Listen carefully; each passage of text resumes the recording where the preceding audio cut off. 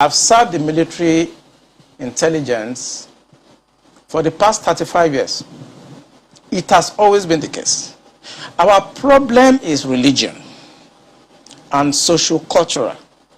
I mean, people will expect me to come here and start talking about kinetics, about operation and so on. I've been an operational commander all my life.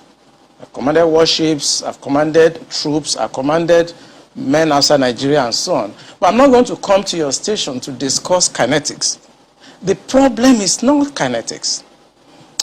In 2017, 2016, I'm always a member of the Security and Intelligence Brief at the Defense Headquarters. I said the center of gravity of Boko Haram and insurgency in Nigeria are the sponsors of that program. It was beyond us.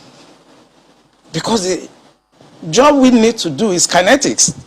Fight, destroy places, resolve issues. Yep. But we cannot resolve issue of sponsors of Boko Haram that were in Buhari's government, that we know them. When you say we, who I was in the military intelligence. Okay. And the defense headquarters staff that I work with, they know. And that was why we couldn't pursue that aspect that could have resolved that problem. Because you need to arrest people. And recently, 400 people were gathered as sponsors of Boko Haram. Why is it that the government has refused to try them? You remember this Boko Haram issue started since 2012. Yeah. And I was in the military intelligence that time. We arrested those people. It is my organization that actually conducts interrogation and interview. And they mention names.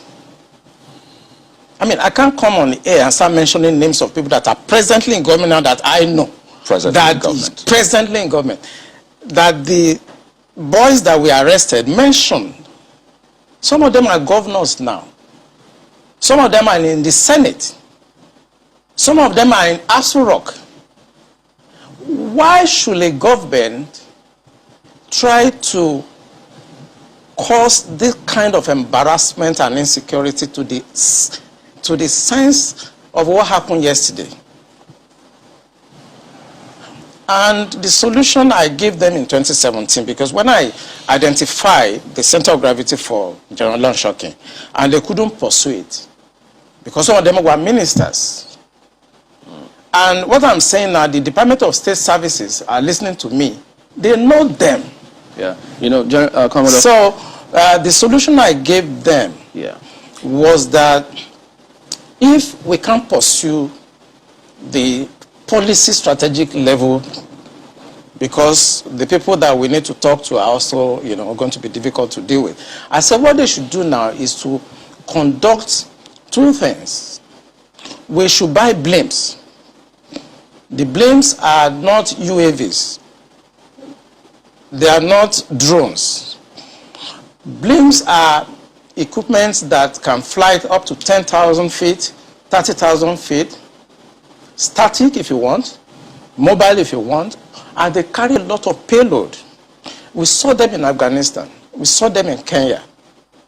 This will be something that can give us real-time intelligence.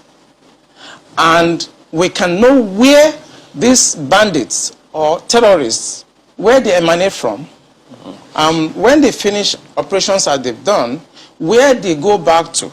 Okay. Well, they did not buy this equipment up to. This government does not want to resolve this problem. They are escalating it because of tribal and religious sentiments. So when you say this government does not want to resolve it, don't forget the same government has purchased. In fact, they're going to induct the Super Tucano jet because of, the insecurity situation. They have, the president has had to change guards, as it were, as a result of people's clamor. I imagine if that was not in the thinking, why would you go that length to make some of the, some of the pronouncements, the meetings that have happened, the purchase, the change of guard and the rest? Why would they do all that if they don't want to sort this? Because that is not the solution. What you just mentioned is not the solution. When you have a problem at policy level, strategic level, operational level, when you have a problem, what you need to do is to identify the center of gravity of that problem and attack it. That's what you do. What they are doing is not attacking the center of gravity of the problem of Boko Haram and insurgency. So if the president is buying Super Tucano, is changing service chiefs, that is not the solution. We are looking at the wrong side. It's not kinetic. It's politics. Are you ruling out kinetic altogether? I can't rule out kinetic because so it's a spectrum. It's a spectrum, you know, so you can't rule out something. But the center of gravity is what they should look at. And what is it? I'm saying it on this channel. It is the sponsor of Boko Haram and bandits. And speaking about the sponsors, you know, when you say the DSS, and yeah, they could be listening to you, but so they profile, part of their responsibility is to profile all of these persons before they either vie for elections or before, excuse me, they are nominated for any of these positions. Doesn't that happen? Don't they get intel and say, look, this and this is what we found, and then we don't think that this should proceed further? Doesn't that happen? It does.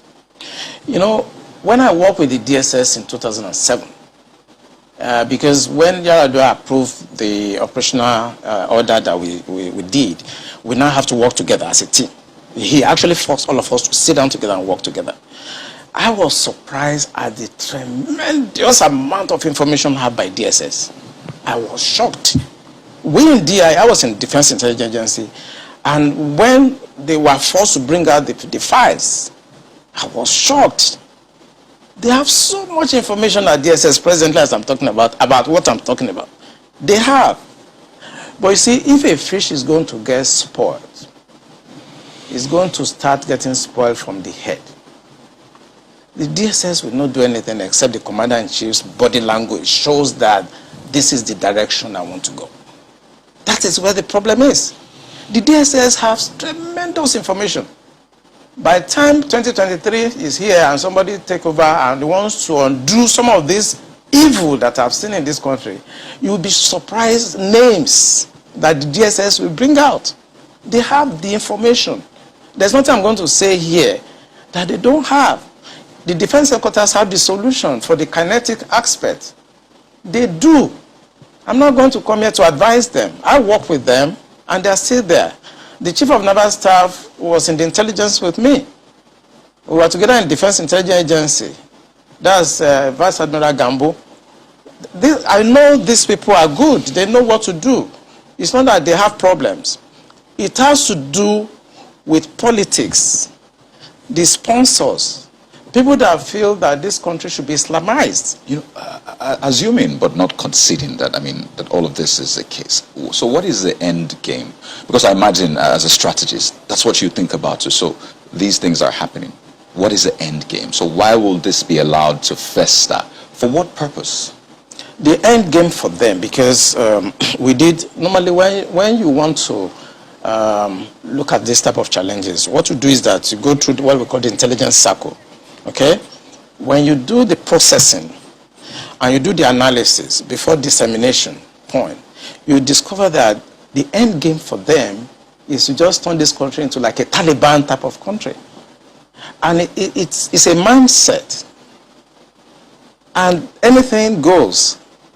In other words, 10% casualties, 20% casualties is allowed in trying to achieve the end game of Islamizing this country. That's for the terrorists, the bandits. It's not for the terrorists and the bandits, for the sponsors. Because I told you, and I will repeat on this channel, the sponsors of Boko Haram and the bandits are the problems. And defense headquarters, the army headquarters, the naval headquarters, the air force cannot do anything about that. Buhari has to do something about that. The Interpol has the list of those people that are sponsoring Boko Haram. I work with Interpol. They should ask, if they don't know, they should ask. The government of Dubai, they have the list of those people. During the trial of those people that were caught, names were mentioned. They have the list. The government also told us that they've arrested 400 sponsors of Boko Haram. Why should a government not try those people and bring peace and harmony and safety to this nation? Why won't a government do that? those people that are going to harass cadets and officers in NDA, they live around the place. I know NDA very well. I was in Georgia, I was in NDA as young officers, and I know the area very well. They live around the place. So why can't you put up a blimp that can see what they are doing in real time and eliminate them? Why won't you do that?